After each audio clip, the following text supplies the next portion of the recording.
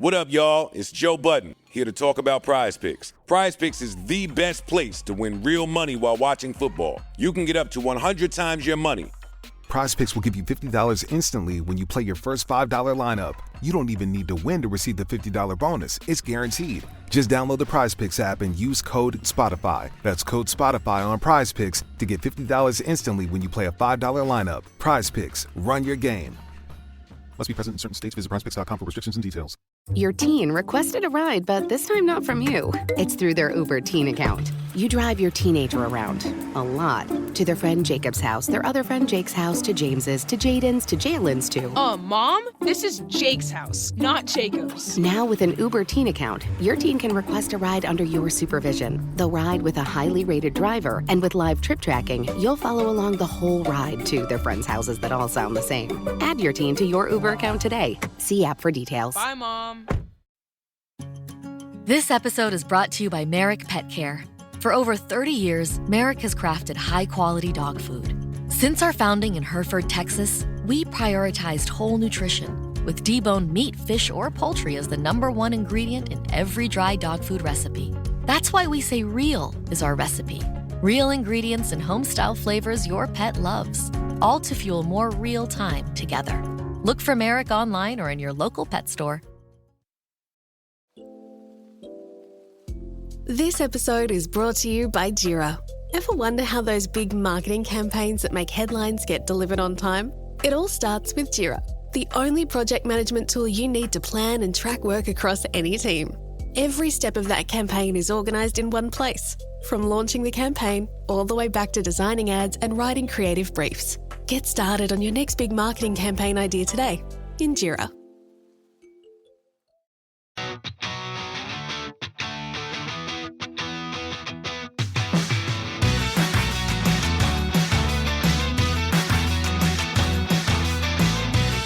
Welcome back to Rams Up, your favorite LA Rams podcast. We are part of the Fans First Sports Network. You can follow us on our YouTube channel as well, at LA Rams Up.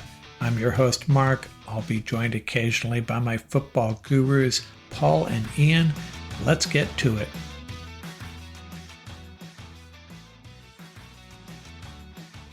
Hey, welcome back, everybody. Episode 536 of Rams Up. Hopefully you caught our quick reaction after the game, Paul, Ian, and I. We were pretty giddy, pretty raw and uncut video celebrating the Rams' 27-24 win over the 49ers. Man, that was one for the ages. I'm going to get into a little bit more detail, go through my more formal Rams recap here, all the stuff I usually include, my fearsome 4 big plays of the game summary, game balls, all that good stuff, all coming up here. But man, I have to take a step back and just savor this win. Wow, that was a great one. And it couldn't have come against a better opponent, if better is the right term. But you know what I mean, the San Francisco 49ers, whose so-called dominance of the Rams may be winding down. You know, this series over the years has been a series of streaks, both teams taking turns. 49ers had a good run there. Then the Rams won that NFC championship game to go to the Super Bowl. And then they won at the end of last year, and now they win this one. Maybe the pendulum is swinging. Rams got to feel really good about this, and Ram fans too. And you know what? I love to see 49er fans at SoFi. I even enjoy it more watching them filter out. Sorry, that's just how I feel. Hopefully, they bought a lot of merch, spent some dollars, lined Kroenke's pocket a little bit, maybe some extra hot dogs and popcorn and beer. Get your money's worth, 49er fans. Hope you enjoyed it. If I sound a little salty, guilty as charged. This was just a great win, and such a meaningful win too, because if they had gone to 0-3, could they recover from that? As I said yesterday, this wouldn't have been any typical 0-3 team. It's a very good football team that would have been 0-3 with reinforcements coming, but I don't know how soon they're going to get here. But instead, we're 1-2, a young team gaining their footing, led by some veterans, some key veterans, Matthew Stafford, bunch of young guys who really don't really know about this so-called 49er edge over the Rams. Over the last 2 years, Rams have a 2-1 edge now, so all those second-year players and rookie players, they may feel like they have the 49ers number by now. But really crazy game.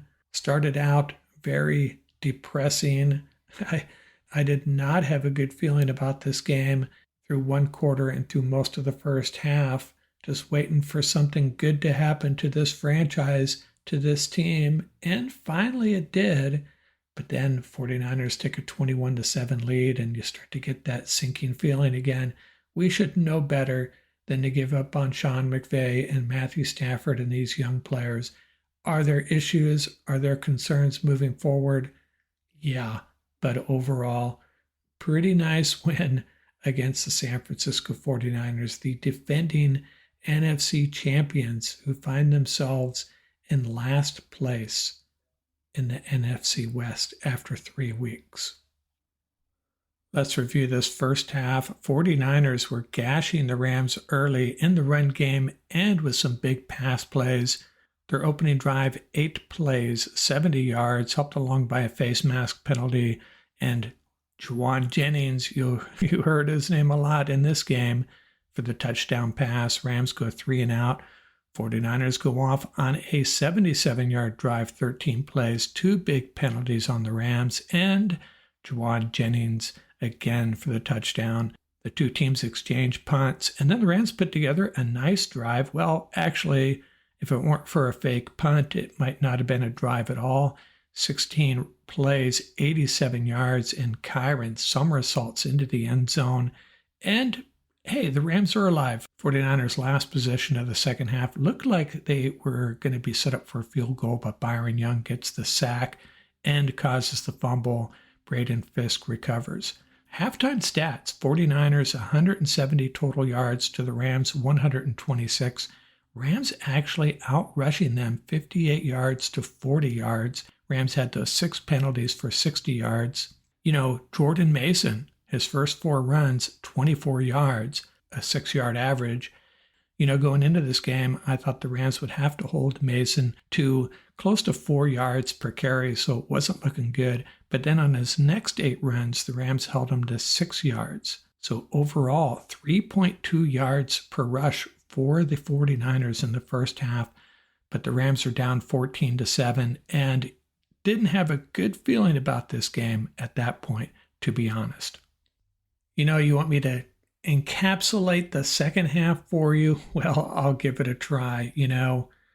I'm a podcaster and a content creator on YouTube, but I'm also a fan. And to be honest with you, I'm probably not going to be doing a very good job here because this was one of the craziest, most entertaining, most stressful second halves of football I have ever seen from our Rams, especially when you consider everything that was on the line for this team. Well, how did it all go? Well, the Rams picked up 1 first down, had to punt, and the 49ers started gashing the Rams on the ground a little bit again, and Jennings running free for another touchdown. They go up 21-7. Rams were able to answer, helped out by a big pass interference penalty, 48 yards on a pass to Tutu, sets up the Rams at the 49ers 25. And Kyren Williams culminates that drive with his second touchdown. And Kyren Williams culminates that drive with his second touchdown, makes it 21-14. Teams traded field goals, made it 24-17, and then the 49ers miss that field goal, the 55-yarder. And the Rams are able to drive 3 plays, 55 yards. The big play, a 50-yarder to Tutu Atwell. Kyren gets his 3rd touchdown of the day, and the extra point ties it up. And then the Rams force a punt. Xavier Smith returns it to midfield after a pass interference penalty on the 49ers and a 6-yard run by Kyren Williams. Joshua Carty kicks the game winner. Rams win 27-24. Not until we had to live through about 20 laterals on the kick return. Man, and I left out a bunch of big plays. We'll go over those in my fearsome 4 big plays of the game. I don't know if I can narrow it down to 4. There were some crazy plays. turnovers that turned out not to be turnovers, questionable penalties, incredible catches. Man, what a great day of football. Not the best, cleanest day of football, but man, that was one heck of a game. You know, I do this every week after every game, but do you really expect me to narrow this down to the fearsome 4 big plays of the game? Really kind of impossible in a game like this, but I'll give you a handful that we're going to probably remember for a while. Some of them maybe we want to forget. You know, on that opening drive by the 49ers, a couple of those penalties, they were big. They really just, the refs were just helping the 49ers down the field, I thought. A couple of them did not look like calls to me. I don't know, take your pick on that drive. A couple of those penalties really were big plays for the 49ers, kind of got them rolling.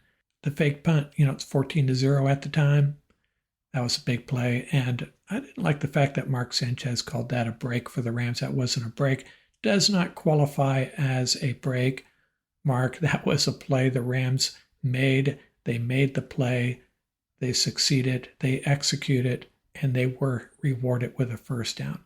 How about that pass to Juwan Jennings, where Quentin Lake really should have had an interception, and Jennings reaches over and grabs it. You know, that was just one of several plays that just did not go the Rams' way, and you're just thinking, man, are we going to get any breaks at all between the penalties and that play and a couple of others? But hey, 49ers are a good team. I'm not calling it luck. They made good plays. They made the play, and you got to reward them for that. You got to salute them for that. But that was a backbreaker at that point. Hey, but the Rams got some calls. How about that pass interference call on the pass to Tutu? And then the big pass to Tutu down to the 5-yard line. That was a big play. And, you know, the Xavier Smith punt return. I mean, that's when I really, for the first time, I sensed, you know what, we're going to win this game. And we sure enough did. Man, it was a mess of a game. But Tutu was involved in a couple of those, wasn't he? And there was a few that went the 49ers' way. But I'm not going to spend any time talking about the 49ers' big plays of the game. Let's talk about our Rams. They pulled it out. And if I was going to narrow it down to 4, I would probably say the fake punt, the big pass play to Tutu, the pass interference call on the pass to Tutu, and the punt return. Those would be my fearsome 4 big plays of the game. And I'm sorry, I do a much better job on this. On a regular roll, run-of-the-mill football game, this was not one of them.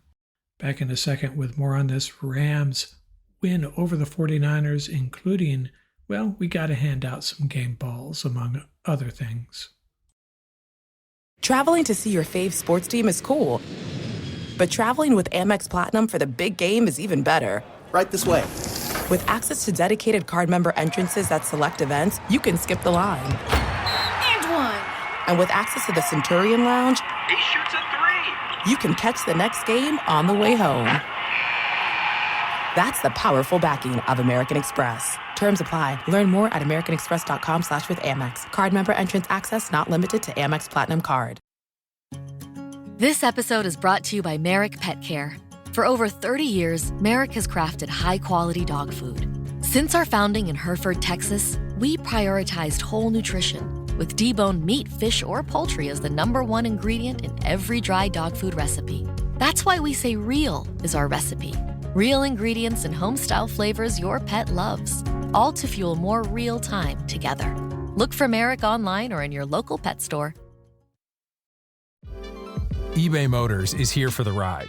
With over 122 million parts, you can make sure your #1 ride or die stays running smoothly. Brake kits, LED headlights, bumpers, whatever your baby needs, eBay Motors has it. And with eBay Guaranteed Fit, it's guaranteed to fit your ride the first time, every time. Plus, at these prices, you're burning rubber, not cash. Keep your ride or die alive at ebaymotors.com. Eligible items only. Exclusions apply. Hey, I started this a week or two ago. We have so many rookies, so many young players. I'd like to do a little rookie watch and check in on all of our first-year players. Jared Verse, 4 tackles, a little bit of a quiet night. but I'll be interested to see what Ian and Paul have to say after watching the tape. I don't think he had a bad game. I'm not saying that, but I still think he's a very, very good player. Braden Fisk gets his first sack, had 2 tackles, and also had a recovered fumble. Blake Corum did not get any offensive snaps. Cameron Kinchins picking up the slack with John Johnson out, 6 tackles. Jordan Whittington, he has really just taken over that role, the typical Rams wide receiver. It's as much about the blocking as anything else. 3 catches for 28 yards, but basically, hey, you can have Kyle Juszczyk. I'll take my Jordan Whittington. Thank you very much. And Bo Limmer, I think we have a winner here. This guy is a very good football player, and I think we're going to hear some really good grades on him from Pro Football Focus. And Paul and Ian, early returns from today's game. He had a really good outing. And Joshua Carty, he's perfect. And the game winner, what more could you ask for? Our 6th-round kicker nails it. The 49ers' 3rd-round kicker cannot. It was from 55 yards, but still, hey, if you're going to draft a kicker in the 3rd round, I would hope he can hit a 55-yarder in a divisional game at SoFi Stadium. And Tyler Davis, is he supplanting Bobby Brown as one of the key guys on the interior there? I know Bobby Brown's coming back from an ankle injury, probably not 100%. He did not appear to have a good game again. Of course, like I said, got to cut him a little bit of slack. He was fighting through an injury, but Tyler Davis establishing himself a little bit. Davis finished with 2 tackles. So what were my fearsome 4 keys to the game? What were the keys to a Rams victory? Well, key number 1 was don't let Jordan Mason crush us. And, as I said in my game summary, there was periods where he got rolling, but for the most part, the Rams did a decent job on him. Came in averaging over 5 yards per carry. The Rams held him to 4.1. Didn't seem that way, did it? But that's what the data is telling us. 19 rushes for 77 yards. Garendo had 5 rushes for 19 yards. I think Brock Purdy had more impactful runs than Mason did. Purdy 10 rushes for 41 yards. I'd argue that we did okay in answering the bell as far as holding Jordan Mason in check. I can guarantee you the 49ers were not happy with those numbers, and Kyle Shanahan probably should have went back to the run more, especially late in the game. Had a little bit of Sean McVay-itis there and abandoned the run at times when he shouldn't have. Fearsome key number 2, finish the pass rush. We're just not getting there. And I don't know if we're just trying to over-contain a disciplined pass rush against a guy like Purdy, but then we're letting him escape, like I said, for those 10 rushes for 41 yards and not getting the sacks, at least for the most part, not getting the number of sacks we should based on the pressure we're bringing. So we still have work there to do. Didn't cost us too much in this one, though. Fearsome key number 3, don't abandon the run. Hey, bingo, Sean McVay. Even when we got behind, we kept on running the ball, mixing in the pass, mixing in different kinds of runs. And that was our fearsome key number 4. Paul and Ian leaned on me about this. We got to be diversified on offense. We got to try different things, mix it up a little bit, different types of runs, throw the ball deep a little bit, all those things. Get the ball to our tight ends, get different receivers involved, and we did. So I would say of these 4 keys to the game, my fearsome 4 keys to the game, I think we hit 3 of the 4.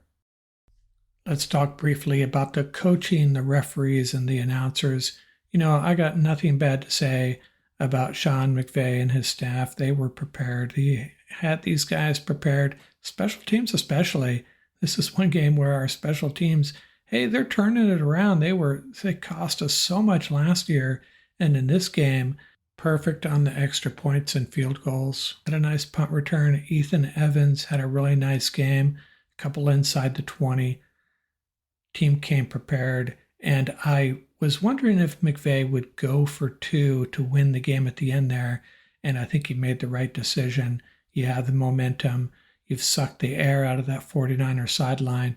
go ahead, kick the extra point. I mean, you can make an argument for going for 2, but I don't know if I could have handled that, to be honest with you. So I'm glad it went the way it did. And real quickly on the referees, I don't want to sit here and whine about reffing.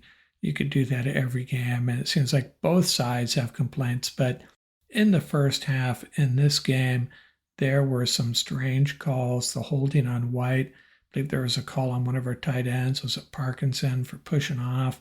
I guess that's what it was. And there was another play where they called illegal contact. That was the ball that the receiver went out of bounds and came back in, and they said, oh, okay, it's not a catch because he went out of bounds. But, oh, by the way, it was just comical. There were so many things going on in this first half that just went against the Rams to one-sided for my liking. Some calls that just didn't need to be made. Now, there were some calls that were legitimate. I get that. The grounding, for example, the face mask, I get it. The late hit on Purdy. But there were still several calls that just didn't need to be made. And it just kind of nursed the 49ers down the field on their first couple of drives, it seemed like. And I'll chime in on the announcers real quick. I'm probably in the minority. I like Adam Amin, and I really like Mark Sanchez. I love the passion he brings to the game, to the announcing booth. But the thing is, he's wrong a lot. He really is. And I'm willing to overlook it, but he had a few things wrong in this game. Nitpicking here, I really like these announcers, but he is wrong a little too much, too often. So who gets the game balls? Well, first of all, let's talk about Sean McVay's game balls. He gave one to the defense, gave one to Kyron Williams, gave one to Xavier Smith, gave one to Matthew Stafford, and then Matthew Stafford turns around and gives his game ball to Joshua Carty. That was pretty cool. Who do I give my game balls to? Well, we're going to start with Alaric Jackson for basically shutting down Joey Bosa in his first game back. Jackson's a legit left tackle. Now, Bosa's a little banged up, but still nice showing by Alaric. And, the entire offensive line, I'd give them a game ball. I'm not sure if Logan Brass played necessarily great, but the unit as a whole had a really good day. Got to give a game ball to Matthew Stafford. And hey, you know what? We give him one every game, don't we? And then we could give one to Tutu Atwell, finally getting his chance over 90 yards receiving. Big catch to possibly save the Rams season. And then on the defensive side, don't know if you missed this, but Quentin Lake is just piling up the tackles, another 10 tackles. He is a legit great player. And then Xavier Smith doesn't get a lot of chances, gets called up from the practice squad, and basically that punt return, what a big play that was. Another play that contributed to saving the Rams season. Joshua Carty, he deserved that game ball Matthew Stafford gave him. And, we might have overlooked this, but Ronnie Rivers didn't get a lot of opportunities either, but he converted that fake punt for the first down. If that doesn't work out, now it's a whole unit that pulled that off, but let's just give a shout out to Ronnie, shall we? That was a big play. Maybe we should give a game ball to our special teams coach. They finally turned it around, that whole staff there. And you know what? I'm going to give a game ball to Byron Young because he is just a beast. You watch this game, he just flashes. He stands out as who the heck is that guy? The Rams have an impactful outside linebacker in Byron Young. And when Jared Verse really gets rolling, teams are going to have something to deal with, aren't they? Well, that's a wrap up on our recap. We'll be back with a roundtable on Wednesday night. As I mentioned during our quick reaction video, we're moving that to Wednesday night. Just makes more sense. We'll probably have another drop between now and then. And we'll get into our loop around the league, some more game picks, all that good stuff. And then on to Chicago. The Rams and the Chicago Bears next Sunday. Rams will try to get to 500.